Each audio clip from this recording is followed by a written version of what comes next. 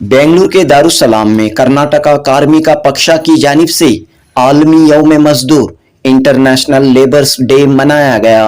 मजदूरों के हुकूक, मजदूरों के मसाइल, मजदूरों की परेशानियां, मजदूरों की तरक्की पर इस इजलास में गुफ्तगू हुई। मजदूर का पसीना टपकने से पहले उसकी मजदूरी अदा की जाए। नबी करीम सल्लल्लाहु अलैहि वसल्लम के इस कौल को कई लोगों ने दोहराया।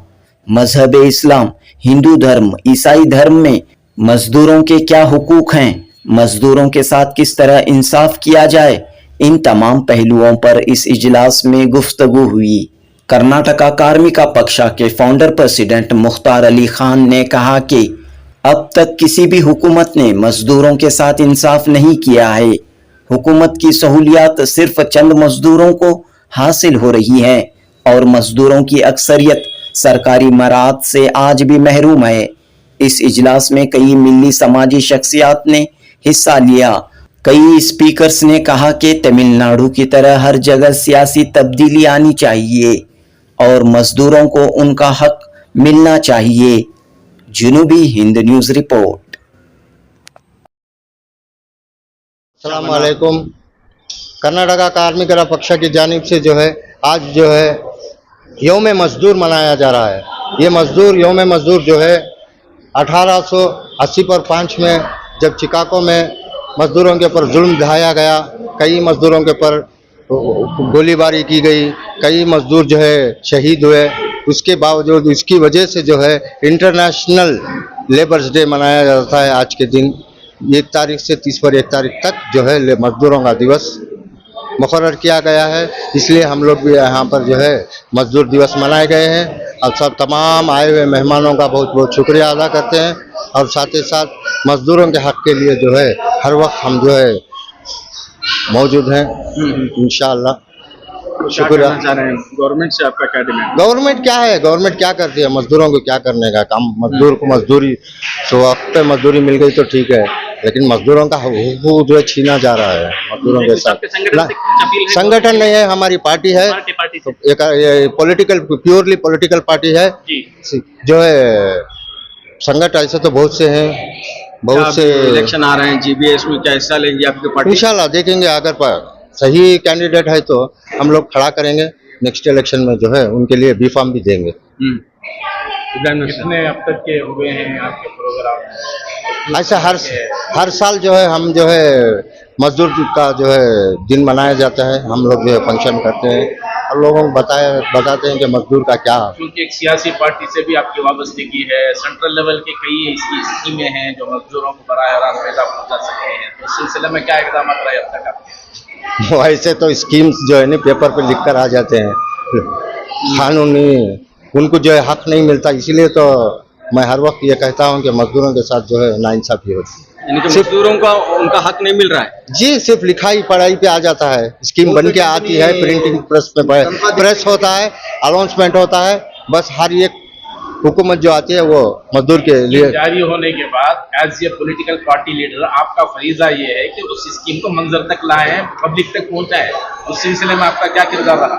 देखिए भाई, मैं तो वही बता रहा हूँ ना, अनाउंसमेंट कर देते हैं आप। यहाँ की सरकार जो भी हुकूमत बैठी है मजदूर के लिए ये चीज़ कर रहा हूँ, वो चीज़ कर रहा हूँ, जब तक वो डॉक्यूमेंटेशन बनता है तब तक वो स्कीम ही खत्म हो जाता है और साल भी खत्म हो जाता है।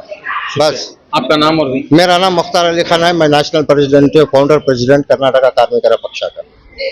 मजदूरों के ताल्लुक से नबी करीम सल्लल्लाहु अलैहि वसल्लम के फरमान को अगर हम गौर से पढ़ें तो अल्हम्दुलिल्लाह हमारे लिए बहुत मुफीद बातें सामने आएंगी।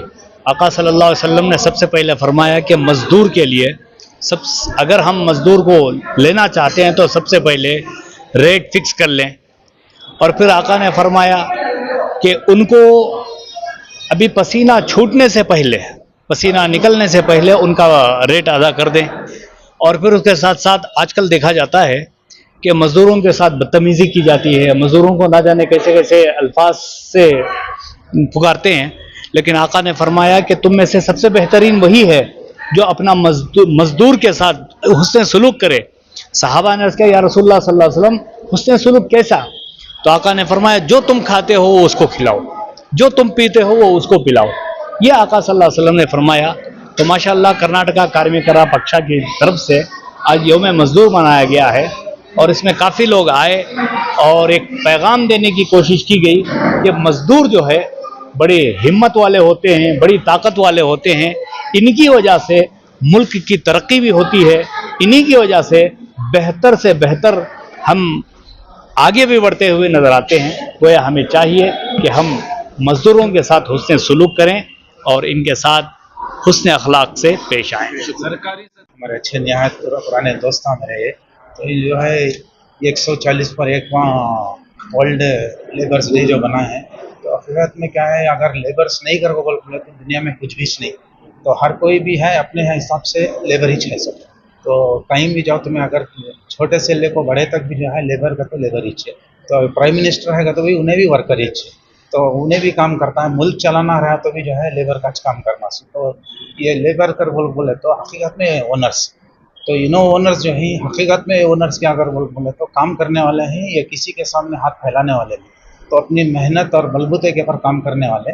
तो ये काम करने वालों को लेबर्स डे कर बोल को एक मे डे कर बोल को जो एक न्याय पूरा महीना जो है खुशियाँ का दिन है सब लेबर्स के वास्ते, पूरे कार्यकर्ता के वास्ते, किसानों के वास्ते, और जो है हमारे बॉर्डर के ऊपर करने वाले फौजियों के वास्ते, सबके भी पूरे भी जो है हमारे वास्ते उन्होंने कर रही हैं, उनके वास्ते सब कर रही हैं। तो लेबर करके बोलने का एक मादाज क्या कर बोले तो ये सेल्फ ओनर्स डे है। तो हकीकत में इसके मैं क्या बताऊँ, लेबर्स कर बोल को क्या भी उसे हकीर नहीं समझना, तो उसे एक फ़ख्र महसूस करना चाहिए। ತುಂಬ ಸಂತೋಷ ಆಯಿತು ಕಾರ್ಮಿಕ ದಿನಾಚರಣೆ 141 ದಿವಸ. ಯಾಕಂದರೆ ಎಲ್ಲೋ ಇಲ್ಲಿ ಕಾರ್ಮಿಕರಿದ್ದಾರೋ ಅಂಥ ಮಕ್ಕಳನ್ನ ಗುರ್ಸಿ ಇವತ್ತು ನೋಡಿ, ಎಲ್ಲ ಚಿಕ್ಕ ಚಿಕ್ಕ ಮಕ್ಕಳು, ಪುಟಾಣಿ ಮಕ್ಕಳು, ಇವಾಗ ತಂದೆ ಇದ್ರೆ ತಾಯಿ ಇಲ್ಲ, ತಾಯಿ ಇದ್ರೆ ತಂದೆ ಇಲ್ಲ, ಅಂಥ ಮಕ್ಕಳನ್ನ ಕರ್ಕೊಂಡು ಬಂದು 35 ಜನ ಮಕ್ಕಳನ್ನ ಸಾಕ್ತಾ ಇದ್ವಿ.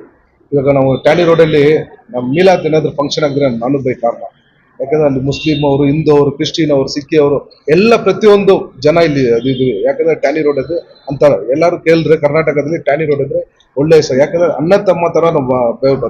ನಾವು ಅಲ್ಲಿ ಎಲ್ಲ ಬಂದು ನೆನ್ನೆ ಮುನ್ನಲ್ಲ 20 ವರ್ಷ ಕಾಲ ನಾವು ಹೋಗೋ ಜಾಗ ದರ್ಗಾ ಇಲ್ಲ, ಅಜ್ಮೀರ್ ಇಲ್ಲ, ಆ ತರ ಬೆಳ್ಕೊಂಡ್ ಬಂದಿದೀವಿ ನಾವು. ಯಾಕಂದ್ರೆ ಬೆಳಗ್ಗೆ ಹೊತ್ತು ಅವ್ರ ಮುಖ ನೋಡ್ತೀವಿ, ಇಲ್ಲಿ ಬಿಟ್ರೆ ಭೇದ ಭಾವ ಅಲ್ಲ.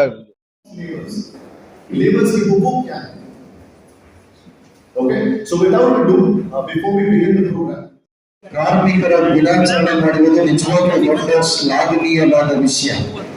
ಎಲ್ಲ ಪಕ್ಷದವರು ಕೂಡ ಒಟ್ಟಾಗಿ ಈ ಕಾರ್ಮಿಕ ದಿನಾಚರಣೆ ಆಚರಿಸುತ್ತಿರುವುದು ಒಂದು ಸುಸಂದರ್ಭವಾದಂತಹ ಒಂದು ಒಳ್ಳೆಯ ಕಾರ್ಯವಾಗಿದೆ. ಯಾಕಂತ ಹೇಳಿದ್ರೆ ಕಾರ್ಮಿಕರಿಲ್ಲದೆ ಕೆಲಸ ನಡೆಯೋದಿಲ್ಲ, ಕಾರ್ಮಿಕರಿಲ್ಲದೆ ಸಮಾಜ ನಡೆಯೋದಿಲ್ಲ, ಕಾರ್ಮಿಕರಿಲ್ಲದೆ ವಿಶ್ವ ಸ್ಥಗಿತವಾಗುತ್ತೆ, ಕುಂಠಿತವಾಗುತ್ತೆ, ತಟಸ್ಥವಾಗುತ್ತೆ. ಆದರೆ ಕಾರ್ಮಿಕರಿದ್ರೆ ಎಲ್ಲ ಕಾರ್ಯಗಳು ಸರಾಗವಾಗಿ ಸುಸೂತ್ರವಾಗಿ ಸಾಗುತ್ತೆ. ಆದ್ರಿಂದ ಈ ಕಾರ್ಮಿಕ ಪಕ್ಷದವರು ಹಮ್ಮಿಕೊಂಡಿರುವಂತಹ ವಿಶ್ವ ಕಾರ್ಮಿಕರ ಪಕ್ಷಕ್ಕೆ ಶುಭಾಶಯ ಹೇಳ್ತಾ ಬಸವಣ್ಣನವರು ಹೇಳ್ತಾರೆ, ಕಾಯಕವೇ ಕೈಲಾಸ ಅಂತ ಹೇಳಿ. ಯಾರು ಕಾಯಕ ಮಾಡ್ತಾರೆ ಅವರು ಕಾಯಕದಲ್ಲಿ ಕೈಲಾಸವನ್ನ ಕಾಣಬೇಕು ಅಂತ ಹೇಳಿ. ಯೇಸು ಸ್ವಾಮಿ ಹೇಳ್ತಾರೆ, ಯಾರೆಲ್ಲ ದುಡಿಮೆ ಮಾಡ್ತಾರೆ ದುಡಿಮೆಗಾರನು ಕೂಲಿಗೆ ಬಾಧ್ಯಸ್ಥನು ಅಂತ ಹೇಳ್ತಾರೆ. ಕೂಲಿಗೆ ಬಾಧ್ಯಸ್ಥನು. ಇವತ್ತು ಕೂಲಿ ಮಾತ್ರ ಅಲ್ಲ, ಸಮಾಜದಲ್ಲಿ ಕಾರ್ಮಿಕರಿಗೆ ಸ್ಥಾನಮಾನ ಕೊಡಬೇಕು. ಒಳ್ಳೆಯ ಸ್ಥಾನಮಾನವನ್ನ ಯಾವಾಗ ಕೊಡ್ತೀವಿ ಆಗ ಆ ವ್ಯಕ್ತಿಯನ್ನ ನಾವು ಒಳ್ಳೆಯ ಪರಿಗಣನೆ ಮಾಡ್ಕೊಳ್ತೀವಿ. ನಾನು ಬರುವಾಗ ಎಲ್ಲ ಕಡೆ ಕಾರ್ಮಿಕರ ಒಂದು ಇಂಪಾರ್ಟೆಂಟ್ ಯೋಗದಾನ ಮತ್ತು ಒಂದು ಕಾಂಟ್ರಿಬ್ಯೂಷನ್ ಇದ್ದೇ ಇರುತ್ತೆ. ಅದು ಹಳೆ ಕಾಲದಿಂದ ನಾವು ನೋಡಿದಾಗ ಕೃಷಿ ಕಾರ್ಮಿಕರಾಗಿರಬಹುದು, ಈಗ ಅತ್ಯಾಧುನಿಕವಾಗಿ ನೋಡಿದಾಗ ಕಾರ್ಮಿಕರು ಅಂದ್ರೆ ಈ ಕೈಗಾರಿಕಾ ಕಾರ್ಮಿಕರಾಗಿರ್ಬೋದು, ಅಲ್ಲಿಂದ ಹಿಡಿದು ಇಲ್ಲಿಯವರೆಗೆ ಇಡೀ ವಿಶ್ವದಲ್ಲಿ ಅತ್ಯಂತ ಹೆಚ್ಚು ಶೋಷಣೆಗೊಳಪಟ್ಟಂತಹ ಒಂದು ಸಮಾಜದ ಅಂಗ ಯಾವುದಾದ್ರೂ ರೀತಿ ಅದು ಕಾರ್ಮಿಕರು ಮಾತ್ರ. ಇವತ್ತು ನಾವು ಕಾರ್ಮಿಕ ದಿನಾಚರಣೆ ಆಚರಣೆ ಮಾಡ್ತಾ ಇದ್ದೀವಿ ಅಂದ್ರೆ ಸಾಹೇಬರು ಫಸ್ಟಿಗೆ ಒಂದು ಪ್ರಶ್ನೆ ಕೇಳಿದ್ರು, ಯಾರಿಗಾದ್ರೂ ಗೊತ್ತಾ ಏನು ಅಂತಾರಾಷ್ಟ್ರೀಯ ಕಾರ್ಮಿಕ ದಿನಾಚರಣೆ ಏನು ಅಂತ ಕೇಳಿದ್ರು. ಬಹುಶಃ ಎಲ್ರಿಗೂ ಗೊತ್ತಿದೆ, ಯಾಕಂದ್ರೆ ಇಲ್ಲಿ ಕುಳಿತವ್ರು ಎಲ್ಲರೂ ಕೂಡ ಕಾರ್ಮಿಕರ ಪಕ್ಷದ ಅತ್ಯಂತ ಮಹಾನ್ ನಾಯಕರಿದ್ದೀರಿ, ಅಧ್ಯಕ್ಷರಿದ್ದಾರೆ, ಜೊತೆಗೆ ಕಾರ್ಯದರ್ಶಿಗಳಿದ್ದಾರೆ, ಎಲ್ಲ ಪದಾಧಿಕಾರಿಗಳಿದ್ದಾರೆ, ಜೊತೆಗೆ ಕರ್ನಾಟಕದ ಮೂಲೆ ಮೂಲೆಯಿಂದ ಬಂದಂತಹ ನಾಯಕರಿದ್ದಾರೆ. ನಮಗೆಲ್ರಿಗೂ ಗೊತ್ತಿದೆ, ಆದರೂ ಕೂಡ ಯಾರು ಉತ್ತರ ಹೇಳಿಲ್ಲ. ಕಾರಣ ಇಷ್ಟೇ, ನಮಗೆಲ್ಲರಿಗೂ ಗೊತ್ತಿದೆ, ಅದನ್ನ ಯಾಕೆ ರಿಪೀಟ್ ಮಾಡಬೇಕು. ಆದ್ರೆ ಪ್ರತಿ ವರ್ಷ ನಾವು ಈ ಆಚರಣೆ ಮಾಡಿದಾಗ ಇದನ್ನು ಮೆಲುಕು ಹಾಕಬೇಕು. ಯಾವಾಗ ನಮಗೆ 20 ಅವರ್ಸ್ ಕೆಲಸ ಮಾಡುವಂತಹ ಒಂದು ಕಂಡೀಷನ್ಸ್ ಇತ್ತು, ಮನುಷ್ಯರಿಗೆ ಮನುಷ್ಯರೇ ಅಲ್ಲ ಅನ್ನುವಂತಹ ಮಟ್ಟಕ್ಕೆ ನಡೆಸಿಕೊಳ್ಳಾಗ್ತಿತ್ತು, ಒಂದು ಕಾಲದಲ್ಲಿ ಕಾರ್ಮಿಕರನ್ನ ಯಾವ ರೀತಿ ಟೆಸ್ಟ್ ಮಾಡ್ತಿದ್ರು ಅಂತ ಒಂದು ಘಟನೆ ಹೇಳ್ತೀನಿ ನಿಮಗೆ. ಆಫ್ರಿಕಾ ಪ್ರತಿಧ್ವನಿ ಭಾರತದಲ್ಲಿ ಬಂದಿದ್ದು 1923ರಲ್ಲಿ. ಅದು ಮೊಟ್ಟ ಮೊದಲಿಗೆ ಇಡೀ ಭಾರತದಲ್ಲಿ, ತಮಿಳುನಾಡು ಇದಕ್ಕೆ ಸಾಕ್ಷಿಯಾಗುತ್ತೆ. 1923ರಲ್ಲಿ ಮೊಟ್ಟ ಮೊದಲ ಬಾರಿಗೆ ತಮಿಳುನಾಡಿನಲ್ಲಿ ಈ ಒಂದು ಕಾರ್ಮಿಕ ದಿನಾಚರಣೆ ಆಚರಣೆ ಮಾಡುವ ಮುಖಾಂತರ ಅಂತಾರಾಷ್ಟ್ರೀಯ ಈ ಕಾರ್ಮಿಕರ ಒಂದು ಮೂಮೆಂಟ್ ಏನಿತ್ತು, ಒಂದು ಚಳವಳಿ ಏನಿತ್ತು, ಆ ಚಳವಳಿಗೆ ಇಲ್ಲಿ ಯೋಗ್ಯವಾದಂತಹ ಒಂದು ಪ್ರತಿಫಲ ಇಲ್ಲಿ ಶುರುವಾಗುತ್ತೆ. ಅದೇ ರೀತಿ ಬೆಳೀತಾ ಬೆಳೀತಾ ಸ್ವತಂತ್ರ ಸಿಕ್ಕ ನಂತರ ಸ್ವತಂತ್ರ ಭಾರತದಲ್ಲಿ ಅದೆಷ್ಟೋ ಕಾನೂನುಗಳನ್ನು, ವಿಶೇಷವಾಗಿ ಕಾರ್ಮಿಕರಿಗೆ ಉತ್ತಮ ಜೀವನ ಮಟ್ಟ ಮತ್ತು ಉತ್ತಮ ಗುಣಮಟ್ಟದ ಜೀವನ ಕೊಡುವ ನಿಟ್ಟಿನಲ್ಲಿ ಅನೇಕ ಕಾನೂನುಗಳನ್ನು ಪಾಸ್ ಮಾಡಲಾಗುತ್ತೆ. ಈಗ ಒಬ್ಬ ವ್ಯಕ್ತಿಯನ್ನ ನಾವು ಕಾರ್ಮಿಕ ಅಂತ ನೋಡಿದಾಗ ಅವನಿಗೆ ಬೇಕಾಗುವ ಮೂಲಭೂತ ಬಹಳ ಮುಖ್ಯವಾಗಿದೆ. ಅದಕ್ಕೋಸ್ಕರ ನಾವು ಕಾರ್ಮಿಕರ ಸಂಘವನ್ನು ಇನ್ನೂ ಅವರು ಬೆಳಿಬೇಕು ಅಂತ ಅವರಿಗೆ ಪ್ರಾರ್ಥನೆ ಮಾಡುವಾಗ ಇದ್ದೀವಿ. ನಮ್ಮ ಹೋಲಿ ಕುರಾನ್ನಲ್ಲಿ ಹೇಳ್ತಾರೆ, ಒಂದು ಕೆಲಸ ಮಾಡಿಬಿಟ್ಟು ಅವನು ಬೇರೆ ಕೆಳಗೆ ಬಿದ್ದು ಅದು ಒಣಗೋಗೋಕ್ಕೆ ಮುಂದೆ ಅವನಿಗೆ ಪೇಮೆಂಟ್ ಕೊಟ್ಬಿಡು. ಎಷ್ಟು ಚೆನ್ನಾಗಿದೆ ಕೇಳೋದಿಕ್ಕೆ, ಎಷ್ಟು ಚೆನ್ನಾಗಿದೆ ಕೇಳೋದಿಕ್ಕೆ. ಯಾರ್ಯಾರು ಕೆಲಸ ಮಾಡ್ತಾರೋ ಅವ್ರಿಗೆ ಅವನು ಬೇರೆ ಕೆಳಗೆ ಒಣಗೋದ ಮುಂದೆ ಅವನಿಗೆ ಪೇಮೆಂಟ್ ಕೊಡು, ಅವನು ಸಂತೋಷವಾಗಿ ಆರೋಗ್ಯವಾಗಿ ಇರ್ಬೇಕು. ಅದಕ್ಕೆ ಇಂಟರ್ನ್ಯಾಷನಲ್ ವರ್ಕರ್ಸ್ ಡೇ ಅಂತ ಮೇ ಡೇ ಅಂತ ಸೆಲೆಬ್ರೇಟ್ ಮಾಡ್ತಾರೆ. ಎಲ್ಲ ವರ್ಕರ್ಸ್ಗಳು ಎಲ್ಲ ಆಶೀರ್ವಾದಗಳು ಸಂತೋಷವಾಗಿ ಇರಬೇಕಂತ.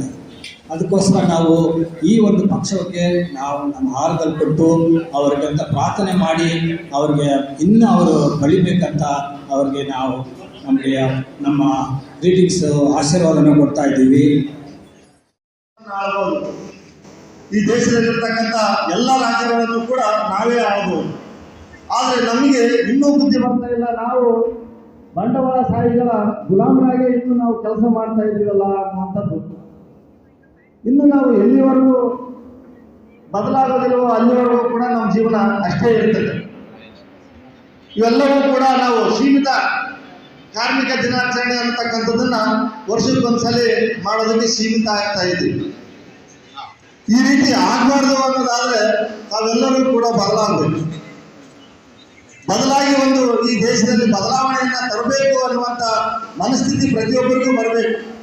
ಏನಂದ್ರೆ ಈ ಒಂದು ವ್ಯವಸ್ಥಿತವಾದ ಒಂದು ಗಾಳಿ ಇದೆ. ಈಗ ರಾಜಕೀಯ ಒಂದು ಬದಲಾವಣೆ ಮಾಡ್ತಕ್ಕಂಥ ಒಂದು ಗಾಳಿ ಅಲೆ ಇದೆ. ಈ ಅಲೆಯಲ್ಲೇ ನಾವು ಬದಲಾವಣೆಯನ್ನ ಮಾಡಬೇಕು. ಈಗ ಪಕ್ಕದಲ್ಲೇ ತಮಿಳುನಾಡು ಚುನಾವಣೆಯನ್ನ ನಾವೆಲ್ಲರೂ ಗಮನಿಸಿದ್ದೀವಿ. 2 ವರ್ಷದಲ್ಲೇ ಇವತ್ತು ಇಡೀ ರಾಜ್ಯವನ್ನು ಬದಲಾವಣೆ ಮಾಡಿ ಆ ರಾಜ್ಯದ ಚುಕ್ಕಾಣಿಯನ್ನು ಹಿಡಿದಿರ್ತಕ್ಕಂಥದ್ದು ಕೂಡ ನಾವೆಲ್ಲರೂ ಕಾಣ್ತಾ ಇದ್ದೀವಿ.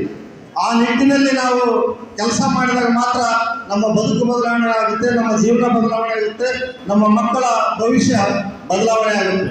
ಇಲ್ಲ ಅಂತಂದ್ರೆ ನಾವು ಎಲ್ಲಿವರೆಗೂ ನಾವು वो वहाँ से लेकर उनका पसीना सूखने से पहले जैसे हमारे मुफ्ती साहब ने बताया कि पसीना सूखने से पहले उनका हक अदा करो कर 14 साल पहले बताइए. और अभी हमारे एक साथी बोले कि इस काम में ಈ ಕೆಲಸದಲ್ಲಿ ಒಗ್ಗಟ್ಟಾಗಿ ಕೆಲಸ ಮಾಡಿದ್ರೆ ನಮ್ಮ ಎಲ್ಲ ಈ ವೇಜಸ್ ಎಲ್ಲ ಲೇಬರ್ಗಳಿಗೆ ನಾವು ಒಂದು ಮಾರ್ಗದರ್ಶನ ಮಾಡಿ ಈ ಕಾರ್ಯಕ್ರಮವನ್ನು ಹಮ್ಮಿದ್ದೀವಲ್ಲ, ಈ ಕಾರ್ಯಕ್ರಮದಲ್ಲಿ ಬರೀ ಕಾರ್ಯಕ್ರಮವರೆಗೂ ಇರಬಾರ್ದು. ಇದನ್ನ ನಾವು ಬೀದಿಯಲ್ಲಿ ತಗೊಂಡು ಹೋಗಿ ಎಲ್ಲ ಲೇಬರ್ಸ್, ಒಂದು ಎಕ್ಸಾಂಪಲ್ ಕೊಡ್ತೀವಿ. ಗೂಗಲ್ ಕಂಪನಿಯಲ್ಲಿ ಕೆಲಸ ಮಾಡ್ತಾರಲ್ಲ, ಕನ್ಸ್ಟ್ರಕ್ಷನ್ ಕೆಲಸದವರು, ಅಲ್ಲಿ ಒಂದು ಸಿಸ್ಟಮ್ಯಾಟಿಕ್ ಕೆಲಸ ಮಾಡಿದ್ದಾರೆ. ಗೂಗಲ್ ಅವ್ರಿಗೆ ಎಷ್ಟು ಲೇಬರ್ ಬಗ್ಗೆ ಯೋಚನೆ ಮಾಡ್ತಾರೆ ಅಂದರೆ, ಅವ್ರ ಕನ್ಸ್ಟ್ರಕ್ಷನ್ ಸೈಟಲ್ಲಿ ಅವ್ರೇನು ಮಾಡ್ತಾರೆ, ಬೆಳಿಗ್ಗೆ 9 ಗಂಟೆಯಿಂದ ಶುರು ಮಾಡ್ತಾರೆ ಕೆಲಸ, 6 ಗಂಟೆವರೆಗೂ ಕೆಲಸ ಮಾಡಬೇಕು. 6 ಗಂಟೆ ಆದಮೇಲೆ ಅವ್ರಿಗೆ ಮೆಡಿಕಲ್ ಟೆಸ್ಟ್ ಮಾಡಬೇಕು, ಅವ್ರಿಗೆ ಕಣ್ಣು ಸರಿಯಾಗಿ ಕಾಣಿಸದೆ ಚೆಕ್ ಮಾಡ್ತಾರೆ. ಅದಾದಮೇಲೆ ಅವ್ರಿಗೆ ಬೆಳಿಗ್ಗೆ 10ವರೆಗೆ ಸ್ನ್ಯಾಕ್ಸ್ ಟೀ ಕೊಡ್ತಾರೆ. ಅದಾದಮೇಲೆ ತಿರ್ಗಾ ಏನು ಮಾಡ್ತಾರೆ, 6 ಗಂಟೆಗೆ ಕರೆಕ್ಟಾಗಿ 6 ಗಂಟೆಗೆ ಅವ್ರಿಗೇನು ಮಾಡ್ತಾರೆ, ತಿರ್ಗಾ ಸ್ನ್ಯಾಕ್ಸ್ ಆ್ಯಂಡ್ ಟೀ ಕೊಟ್ಬಿಟ್ಟು 1 hour rest compulsory. Even 10 years advance ಟೆಕ್ನಾಲಜಿನ ಯೂಸ್ ಮಾಡಿಬಿಟ್ಟು ಅವರು 10 years ಅಡ್ವಾನ್ಸು ಏನೇನಾದ್ರು ಅವ್ರ ಮಿಷನರೀಸ್ ಯೂಸ್ ಮಾಡೋದು, ಡಸ್ಟ್ ಪ್ರೂಫು. ಕನ್ಸ್ಟ್ರಕ್ಷನ್ ಕೆಲಸದಲ್ಲಿ ಏನಾಗ್ತದೆ ಅಂದರೆ ಅವರ ವಯಸ್ಸು 10 ವರ್ಷ ಕಡಿಮೆ ಆಗ್ಬಿಡ್ತದೆ. ಏನಕ್ಕೋಸ್ಕರ ಅಂದರೆ ಅವರ ವಯಸ್ಸು ಏನಿದೆ ಅಲ್ಲಿ ಡಸ್ಟು, ಅಲ್ಲಿ ಗಲೀಜು, ಅದರಿಂದ ಅವರು ಗೂಗಲ್ ಬರೀ ಒಂದೇ ಒಂದು ಪ್ರಾಜೆಕ್ಟ್ ಇದನ್ನ ನಾವು ಎಲ್ಲ ಇಂಡಿಯಾದ ಕನ್ಸ್ಟ್ರಕ್ಷನ್ ಸೈಟ್ ಅಲ್ಲಿ ಇಂಪ್ಲಿಮೆಂಟ್ ಮಾಡಬೇಕು ಅಂತ ಇವು ಹೋರಾಟ ಮಾಡಬೇಕಾಗುತ್ತೆ. ಏನಕ್ಕಂದ್ರೆ ಇಲ್ಲಿ ದಯವಿಟ್ಟು ಎಲ್ಲರೂ ನೆಕ್ಸ್ಟ್ ಕಾರ್ಯಕ್ರಮ ಮಾಡಿದಾಗ ಈ ಹಾಲ್ ತುಂಬಿರ್ಬೇಕು. ನಾವು ಇಲ್ಲೆಲ್ಲಿ ಒಳ್ಳೆ ವ್ಯಕ್ತಿಗಳು ಇರ್ತಾರೆ, ವಿದ್ವಾಂಸರಿದ್ದಾರೆ, ಕವಿಗಳು ಇರ್ತಾರೆ, ಒಳ್ಳೆ ಭಾಷಣಕಾರರಿರ್ತಾರೆ, ಬಿಸ್ನೆಸ್ ಮ್ಯಾನ್ಗಳು ಇರ್ತಾರೆ. ಕಾರ್ಮಿಕರ ಬಗ್ಗೆ ನಾವು ಕಾಂಗ್ರೆಸ್ ಬಿಜೆಪಿ ಹೊಡೆದಾಕ್ಸ್ಬೇಕಂತ ತಮಿಳುನಾಡಲ್ಲಿ ನಾವೆಲ್ಲರೂ ಕ್ರಾಂತಿ ಮಾಡ್ಬೇಕು ಕರ್ನಾಟಕದವ್ರು. ಹಾಗೆ ಆಗ್ತೈತಿ. ಯಾಕಂದ್ರೆ ಇನ್ನೊಂದು ಇಬ್ಬರು ದಿನ ಗಿಡ ಕಡೆಗೆ ಹೋಗ್ತಿರ್ತಾರ. ಇವತ್ತು 141 ವರ್ಷ ಸೆಲೆಬ್ರೇಷನ್ ಮಾಡ್ತಾ ಇದ್ದೀವಿ. ಆದ್ರೆ ನಮ್ಮ ಬೆಂಗಳೂರಿನಲ್ಲೇ ನಾವು ನೋಡ್ತೀವಿ, ಮಾಲ್ನಲ್ಲಿ ಹೋಗಿ ನೀವು ಹೆಲ್ತ್ ಅಂಡ್ ನಲ್ಲಿ ಹೋಗಿ 8 ಅವರ್ ಮಹಿಳೆಯರು ಕೆಲಸ ಮಾಡ್ತಾರೆ. 8 ಅವರ್ ನಿಂತ್ಕೋಬೇಕು. ಅವರು ಕಸ್ಟಮರ್ ಇರ್ಲಿ ಅವರು ನಿಂತ್ಕೊಂಡೇ ಕೆಲಸ ಮಾಡ್ಬೇಕು. ಅಲ್ಲಿ ಚೇರ್ ಇದ್ರು ಅವರು ಕುತ್ಕೊಳ್ಳಕ್ ಕೊಡೋದಿಲ್ಲ. ಇದು ಅನ್ಯಾಯ ಅಲ್ವಾ? ಇದು ದೌರ್ಜನ್ಯ. 8 ಅವರ್ ಯಾರು ನಿಂತ್ಕೋಬೇಕಂದ್ರೆ ಕೆಲಸದಲ್ಲಿ, ಆ ಪಾಪ ಮಹಿಳೆ ಏನೋ ಅವ್ರ ಮನೆಯಲ್ಲಿ ಕಷ್ಟ ಸುಖ ಇರುತ್ತೆ, ಅವ್ರ ಫ್ಯಾಮಿಲಿಗೆ ಸಪೋರ್ಟ್ ಮಾಡೋಕ್ಕೋಸ್ಕರ ಬಂದು ಕೆಲಸ ಮಾಡ್ತಾರೆ. ಆದ್ರೆ ಆ ಕಂಪನಿದವರು, ಆ ಮ್ಯಾನೇಜರು ಅವ್ರಿಗೆ ಕುತ್ಕೊಳ್ಳಕ್ ಕೊಡ್ತಾ ಇಲ್ಲ ಅಂದ್ರೆ ಇದ್ರ ವಿರುದ್ಧ ನಾವೆಲ್ಲ ಸೇರಿ ನಾವು ಒಂದು ಹೋರಾಟ ಮಾಡಬೇಕು. ಇವ್ರಿಗೆಲ್ಲ ನ್ಯಾಯ ಸಿಗ್ಬೇಕು ಅಂತ ನಾವು ಒಂದು ಹೋರಾಟ ಮಾಡಬೇಕಾಗಿದೆ. ಕರ್ನಾಟಕ ಕಾರ್ಮಿಕರ ಪಕ್ಷ ಹುಟ್ಟಿದ ಉದ್ದೇಶ, ಕರ್ನಾಟಕ ಕಾರ್ಮಿಕ ಪಕ್ಷ ಹುಟ್ಟಿದ ಉದ್ದೇಶ ವಿವಿಧ ಕಾರ್ಮಿಕರಿದ್ದಾರೆ. ಅವರೆಲ್ಲರೂ ಶೋಷಣೆಗೆ ಒಳಗಾಗಿ ಬಳಲುತ್ತಿದ್ದಾರೆ. ಅವರ ಅಳಲನ್ನು ಕೇಳಲು ಕರ್ನಾಟಕ ಕಾರ್ಮಿಕ ಪಕ್ಷ ಹುಟ್ಟಿದೆ. ಈ ಪಕ್ಷವನ್ನು ಶಕ್ತಿಯುತ ಮಾಡಲು ನಿಮ್ಮೆಲ್ಲರ ಸಹಕಾರ, ಧೈರ್ಯ, ಸಾಹಸ, ಇವರು ಹೇಳಿದರು SDP ಅವರು, ಅವರಿಗೆ ನಾನು ಧನ್ಯವಾದ ಹೇಳ್ತೇನೆ. ದಾವಣಗೆರೆಯಲ್ಲಿ 18,000 ಮತಗಳ ತಗೊಂಡು ವಿವಿಧ ಪಕ್ಷಗಳಿಗೆ ಚಳ್ಳೆ ಹಣ್ಣು ತಿಳಿಸಿದ್ದಾರೆ. ಅದು ಇನ್ನೂ ಕರ್ನಾಟಕ ಕಾರ್ಮಿಕರ ಪಕ್ಷದ ಜೊತೆ ಸೇರಿಕೊಂಡು ಕೆಲಸ ಮಾಡಿದ್ದಾರೆ. ಸದ್ಯದಲ್ಲಿ ಮುಂದೂಡಕ್ಕೋಬಾರದು. ಕಾಂಗ್ರೆಸ್ ಪಕ್ಷದಲ್ಲಿ ಸುಸೂಕ್ತವಾಗಿ ನಮ್ಮ DK ಶಿವಕುಮಾರ್ ಸಾಹೇಬರು ಪಕ್ಷದ ಅಧ್ಯಕ್ಷರು, ರಾಜ್ಯಾಧ್ಯಕ್ಷರು, ಪವರ್ಫುಲ್ ಡೆಪ್ಟಿ ಮಿನಿಸ್ಟರ್, ಅಲ್ಲದೆ ಬೆಂಗಳೂರಿಗೆ ಉಸ್ತುವಾರಿ, 3 ಪವರ್ಫುಲ್ ಹುದ್ದೆಗಳು ಇದ್ದರು. ಸಮಾಧಾನ ಆಗಲಿಲ್ಲ. ಅವರೇ ಮುಖ್ಯಮಂತ್ರಿ ಆಗಿದ್ದಾರೆ, ಸಂತೋಷ. ಆದರೆ ನಿಮ್ಮ ಪಕ್ಷಕ್ಕೆ ನಂಬಿ ಮತ ಹಾಕಿದವರು ಗೋಳಾಡುತ್ತಿದ್ದಾರೆ. ಅದಕ್ಕೆ ಕಾರಣ ನೀವು ಹೇಳಬೇಕು. ಹೊಸ ಸರ್ಕಾರ ಬಂದಿದೆ. ನಾಳೆ ಬೆಳಿಗ್ಗೆ ಆದರೆ ಮಧು ಬಂಗಾರಪ್ಪನವರು ಎಲ್ಲ ಶಾಲೆಗಳಿಗೆ ಬರ್ತೀನಿ ಅಂತ ಒಂದು ಆಶ್ವಾಸನೆ ಕೊಟ್ಟಿದ್ದಾರೆ. IT education minister. ಇವತ್ತು ಅವ್ರ ಮಂತ್ರಿ ಪದವಿ ಕಳಿಸಲಾಗಿದೆ. ಅವ್ರು ಎಲ್ಲಿ ಹೋಗುವಂಗಿಲ್ಲ. ಹೀಗೆ ಯಾಕೆ ಮಾಡಿದ್ರಂತೆ ಅದಕ್ಕೆ ಉತ್ತರ ನಾವು ಹೇಳೋಕ್ಕಾಗಲ್ಲ, ಕಾಂಗ್ರೆಸ್ ಪಕ್ಷದವರು ಹೇಳಬೇಕು. ಈಗ ಸಿದ್ದರಾಮಯ್ಯನವ್ರಿಗೆ ತೆಗೆದಿದ್ದೀರ. ಒಬ್ಬ ಸಮರ್ಥ ನಾಯಕ, ಸಾಮರ್ಥ್ಯ ಇರುವ ನಾಯಕ. ಆ ನಾಯಕನಿಗೆ ಏನು ಅಡ್ಜಸ್ಟ್ ಮಾಡ್ತಾರೆ? ಕೆಟ್ಟ ವಾತಾವರಣವನ್ನು ಹೇಗೆ ಒಗ್ಗೂಡಿಸಿದ್ದೀರ? ಇದಕ್ಕೆ ನೀವು ಸಮಯ ಎಷ್ಟು ತಗೋತೀರ? ಆ ಸಮಯ ಹಾಳಾಗುತ್ತಲ್ಲ, ಅದು ಯಾವ ನುಕ್ಸಾನ ಆಗ್ತದೆ? ನಾವು ನಿಮಗೆ ನಂಬಿ ಮತ ಹಾಕಿದ ಮತದಾರರಿಗೆ ತಾನೇ ನುಕ್ಸಾನ ಮಾಡ್ತಾ ಇದ್ದೀವಿ ಅಲ್ವಾ? ಇಲ್ಲಿ 5-6 ಜನ ಮಾಧ್ಯಮದವ್ರು ಮಾತ್ರ ಬಂದಿದ್ದಾರೆ. ಆ 5-6 ಜನ ಮಾಧ್ಯಮದವ್ರಿಗೆ ಸೇರಿಸುತ್ತೆ ನಾವು ಕಷ್ಟಪಡ್ತಿದ್ದೇವೆ. ಬಟ್ ಎಲ್ಲ ಮಾಧ್ಯಮದವ್ರಿಗೆ ಕರಿಬೇಕಾದ್ರೆ ಕೋಟ್ಯಾಂತರ ಹಣ ಬೇಕು. ಯಾವುದೇ ಭೂಮಿಯನ್ನು ನಾವು ಡಿನೋಟಿಫಿಕೇಶನ್ ಮಾಡೋದಕ್ಕೆ ಕಾರ್ಮಿಕ ಪಕ್ಷಕ್ಕೆ ಅಧಿಕಾರ ಇಲ್ಲ. ಆ ಅಧಿಕಾರ ಇದ್ದಿದ್ರೆ ಎಲ್ಲ ಮೀಡಿಯಾದವರು ಇಟ್ಕೊಂಡು ಕೂಡ್ತಿದ್ರು. ತೆಗೆದಿದ್ರು. ಯಾವ ಟಿವಿಯವರು ಯದ್ವಾದಿಂದ ತೆಗೆದಿದ್ರು ಡಿ ಕೆ ಶಿವಕುಮಾರ್ ಸಾರಿಗೆ ಇವತ್ತು ಜೋರ ಸುರಿಸುತ್ತಾ ಹೊಗಳ್ತಾ ಇದ್ದಾರೆ. ಹಾಗೆ ಸರಿಯಿದ್ರು ಈಗ ಸರಿತಾರೆ ಹೇಳಬೇಕು. ಯಾವ ನಾಯಕರಿಗೆ ನೀವು ಹಿಗ್ಗಾಮುಗ್ಗ ತೆಗೆದಿದ್ರಿ, ತೆಗೆದಿದ್ದು ಯಾಕೆ? ಅದಕ್ಕೆ ನಿಮ್ಗೆ ಪನಿಷ್ಮೆಂಟ್ ಆಗಬೇಕು. ಸುಮ್ಮನೆ ಯಾಕೆ ತೆಗೆದಿರಿ? ಒಬ್ಬ ಮುಖ್ಯಮಂತ್ರಿ ಆದ ಮನುಷ್ಯನಿಗೆ ನೀವು ಏನೇನೋ ಶಬ್ದಗಳನ್ನು ತೆಗೆದಿರಲ್ಲ, ಅದು ಸರಿನಾ? ಸರಿ ಇಲ್ಲ ಅಂದ್ರೆ ಎಲ್ಲರೂ ಸರಿ ಸಾರ್ವಜನಿಕರಿಗೆ ಕ್ಷಮೆ ಪಡಿತೀರಿ. ಇಲ್ಲ ಅಂದ್ರೆ ಸುಳ್ಳು ತೆಗೆದು ಸುಳ್ಳು ಹೊಡೆದು ಈ ನಿಮ್ಮ ಮನಸ್ಸೆಲ್ಲ ಇದೆಲ್ಲ ಬಿಟ್ಬಿಡಿ, ರಿಕವರ್ ಮಾಡ್ಕೊಳ್ಳಿ. ಈಗ ನೀವು ಸೇರಿದವರೆಲ್ಲರೂ ಒಂದು ಪ್ಲಾಟ್ಫಾರ್ಮ್ ಬಂದಿದ್ದೀರಾ. ಎಲ್ಲರೂ ಸೇರಿ ಒಂದು ಶಕ್ತಿಯಾಗಿ ಕರ್ನಾಟಕ ಕಾರ್ಮಿಕ ಪಕ್ಷದ ಅಧ್ಯಕ್ಷರಾದ ಮುಖ್ತಾರ್ ಅಲಿ ಖಾನ್ ಸಾಹೇಬ್ ನೋಡಿ, ನಾವೆಲ್ಲರೂ ಸ್ಟೇಜ್ ಮೇಲೆ ಕೂತಿದ್ದರು. ಪಾಪ ಅವರು ಕೆಳಗೆ ಕೂತು ನಮ್ಮೆಲ್ಲರಿಗೆ ಸೇರಿಸಿದ್ದಾರೆ. ದಯಮಾಡಿ ಅವರಿಗೆ ಸಾಲ ಕೊಡ್ತಾ ಇಲ್ಲ, ಸೇರಿ ಅವರಿಗೆ ಸನ್ಮಾನ ಮಾಡಿ ಬನ್ನಿ ಬನ್ನಿ. ನುಡಿಯ ಕೇಳು ಕೇಳನ್ನ ಗೆಳೆಯ, ಈ ಕನ್ನಡ ನಾಡಿನ ನುಡಿಯ 10ನೇ ಶತಮಾನದಲ್ಲಿ ಭಾರತ ದೇಶದಲ್ಲಿ 10ನೇ ಶತಮಾನದಲ್ಲಿ ಭಾರತ ದೇಶದಲ್ಲಿ ಪಂಪರನ್ನರ ಕುಮಾರ ವ್ಯಾಸರ ಅಚ್ಚುಮೆಚ್ಚಿನ ನುಡಿಯ ಗೆಳೆಯ ಕೇಳು ಕೇಳನ್ನ ಗೆಳೆಯ. ಮನೆ ಮಂತ್ರಾಲಯ ಮನೆ ಮಂತ್ರಾಲಯ, ಈ ದೇಶ ದೇವಾಲಯ. ಮನೆ ಮಂತ್ರಾಲಯ, ಈ ದೇಶ ದೇವಾಲಯ. ಮಾನವ ಕುಲವನ್ನು ಅರಿತು ಮಾಡಿದರೆ ಅದೇ ನಮ್ಮ ಸ್ವರ್ಗಾಲಯ. ಮನೆ ಮಂತ್ರಾಲಯ, ಈ ದೇಶ ದೇವಾಲಯ. ಕಾಶಿ ವಿಶ್ವನ ಕಡಿಮೆಯಿದು, ಮಥುರಾ ಕೃಷ್ಣನ ಮಹಿಮೆಯಿದು. ಅಯೋಧ್ಯೆಯಲ್ಲಿ ಜನಿಸಿದ ರಾಮನ ವನಮಾಲಯ.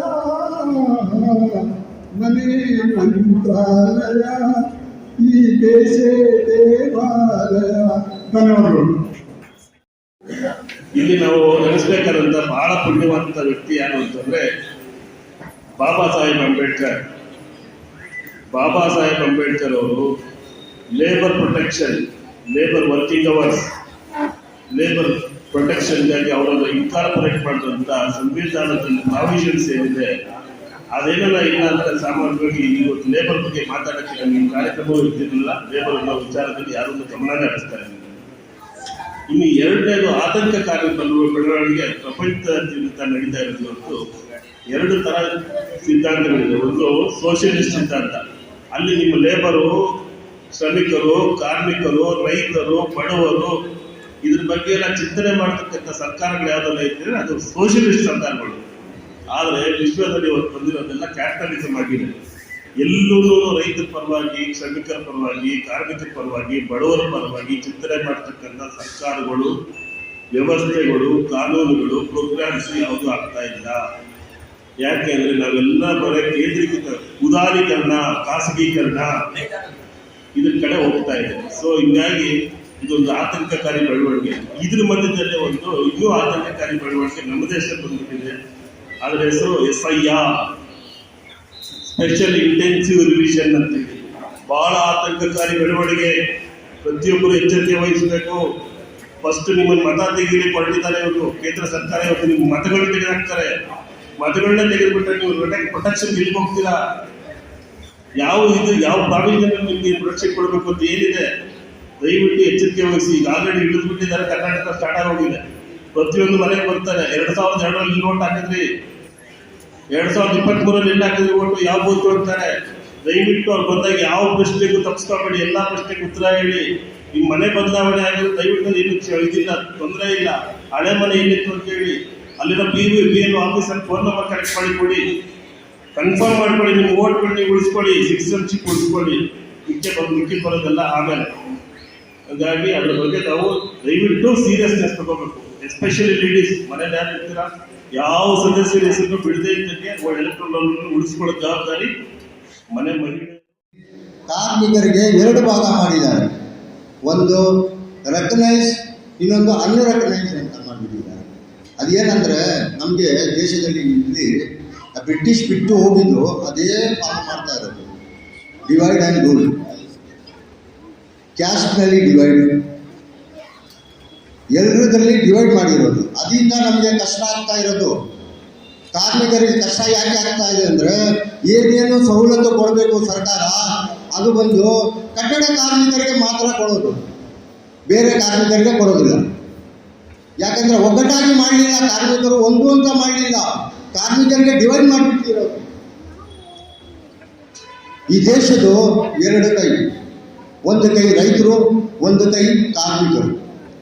ರೈತರಿಂದ ಹೊಟ್ಟೆ ತುಂಬುತ್ತದೆ, ಕಾರ್ಮಿಕರಿಂದ ಖಜಾನೆ ತುಂಬುತ್ತದೆ. ಆದ್ರೂ ಖಜಾನೆ ತುಂಬಿಕೊಂಡು ಅವ್ರಿಗೆ ಅನ್ಯಾಯ ಮಾಡ್ತಾ ಇರೋದು ದೇಶ ಇದೇ ದೇಶ.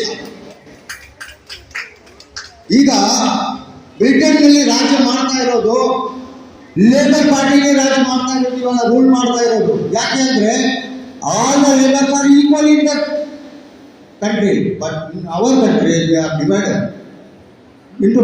ಈ ಎರಡರಲ್ಲಿ ಮಾಡಿಬಿಟ್ಟು ಸಾಹೇಬ್ರು ಹೇಳಂಗೆ ಪುಸ್ತಕದಲ್ಲಿ ಬರ್ತಿಟ್ಟಿರೋದು, ಏನೇನು ಮಾಡಬೇಕು, ಏನು ಕೊಡಬೇಕು, ಯಾವ ಥರ ಮಾಡಬೇಕು. ಯಾಕೆಂದರೆ ಕಟ್ಟಡ ಕಾರ್ಮಿಕರಿಗೆ ಸವಲತ್ತು ಯಾಕೆ ಕೊಡ್ತಾ ಇರೋದು ಅಂದರೆ, ಕಾರ್ಮಿಕರಿಗೆ ಯಾವುದು ಬಜೆಟ್ ಇಲ್ಲ, ಸರ್ಕಾರದಿಂದ ಯಾವುದು ಬಜೆಟ್ ಕೊಡ್ತಾ ಇಲ್ಲ. ಆದರೆ ಕಾರ್ಮಿಕರು ತಾನೇ ಬಜೆಟ್ ಪ್ರೊಡ್ಯೂಸ್ ಮಾಡ್ತದೆ. ಹೆಂಗೆ ಅಂದರೆ, ಯಾವುದೋ ಒಂದು ಕಟ್ಟಡ ಕಟ್ಟಬೇಕಂದ್ರೆ 10 ಲಕ್ಷಕ್ಕೆ ಮೇಲೆ ಕಟ್ಟಬೇಕಂದ್ರೆ ಪ್ಲಾನ್ ಸ್ಯಾಂಕ್ಷನ್ ಮಾಡೋಕ್ಕೆ 1% ದುಡ್ಡು ಕಟ್ಟಬೇಕು. ಆ ದುಡ್ಡು ಎಲ್ಲ ಕಟ್ಟಡ ಕಾರ್ಮಿಕರ ಹೆಸರು ಮೇಲೆ ತಗೊಂಡು ಕಟ್ಟಡ ಕಟ್ಟೋದು, ಅದರಲ್ಲಿ ಎಲ್ಲ ಥರ ಬರುತ್ತದೆ. ಆ ದುಡ್ಡು ಇಟ್ಕೊಂಡು ಆ ಸ್ಕೀಮನ್ನು ನಡೆಸೋದು, ಅದು ಒಂದು ಅನ್ಯಾಯನೇ ಆಗ್ತಾ ಇರೋದು. ಯಾರು ಕೇಳೋರು ಇಲ್ಲ. ಆ ಮಾತಿಗೆ ನಾನು ಸಾಹೇಬ್ ಹೇಳಿದ್ದಕ್ಕೆ ನನ್ನ ಮನಸ್ಸು ಒಳಗಡೆ ಬಂತು. ಏನೋ ನಾನು ಸ್ಪೀಚ್ ಕೊಡೋಕ್ಕೆ ಆಸೆ ಇಲ್ಲ, ಎಲ್ಲ ಬಂದಿದ್ದಾರೆ. ನಮ್ಗೆ ಎಷ್ಟು ಕೊಟ್ಟರೆ ನನಗೆ ಸಂತೋಷ ಆಗ್ತದೆ, ಅವ್ರು ಹೇಳಿದ್ರೆ ನನಗೆ ಸಾಕು. ಬಟ್ ಹೇಳಿದ್ಗೆ ನನಗೆ ಗೊತ್ತಾಯಿತು, ಅದರಿಂದ ಬಂದು 2 ಮಾತು ಹೇಳೋಕ್ಕೆ ಬಂದೆ.